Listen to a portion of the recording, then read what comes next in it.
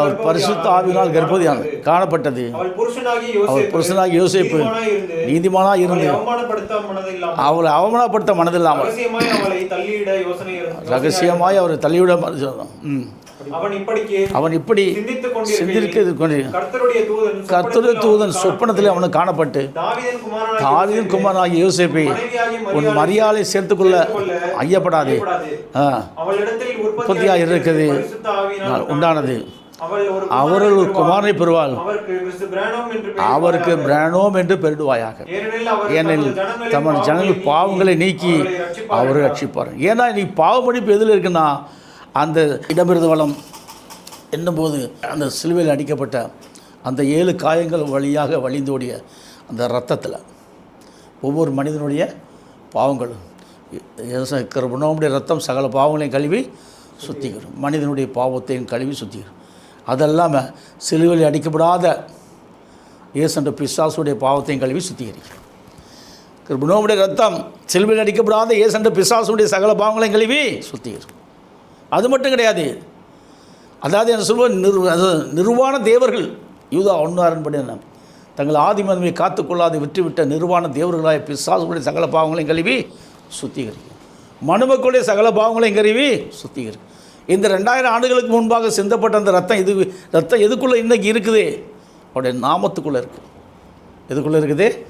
பிரானோம் என்ற நாமத்துக்குள்ளே தான் அந்த ரத்தம் இருக்குது. இன்றைக்கி அப்போஸ்தலர் 2:32 படி பாவம் மன்னிப்புக்கென்று கிறிஸ்து பிரணவமுடைய நாமத்தில் ஞானஸ்தானம் கொடுத்து முழுக்கி எடுக்கும்போது தான் பாவம்.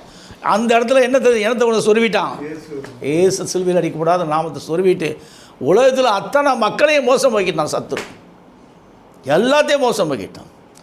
ஒருத்தனை கூட காப்பு. ஏன்னா அதில் என்ன எழுதியிருக்கு அதை தான் பார்ப்பான ஒழிய அதில் நம்ம ஒரே எழுத்து கூட்டக்கூடாது குறைக்கக்கூடாதுன்னு அதை போட்டுச்சு. அப்போ கூட்டுவானா குறைப்பானா? கூட்டவும் மாட்டான், குறைக்கவும். அதில் என்ன இருக்குது? இப்படியே நாங்கள் பரலோகத்துக்கு போகிறோமோ பாதாளத்துக்கு போகிறோமோ, இப்படியே நாங்கள் செத்து போனாலும் போயிடும். எங்களுக்கு இந்த நீ சொல்லக்கூடிய உபதேசம் வேண்டாம், நீ சொல்லக்கூடிய உபதேசம் வேண்டாம் சொல்லி நெக்லெக்ட் பண்ணுறோம். காரணம் என்னென்னா அந்தளவுக்கு பிசாசு அவனுடைய இதயத்தில் அதாவது துருபதேசத்தை ஊற்றி அந்த துருபதேசத்தில் அவனுடைய ஆவியாத்மா நிறைஞ்சு போய் சாமியாடி குறி சொல்லுது. துருபதேசத்தில் நிறைஞ்சு போயிட்டு என்ன பண்ணுது?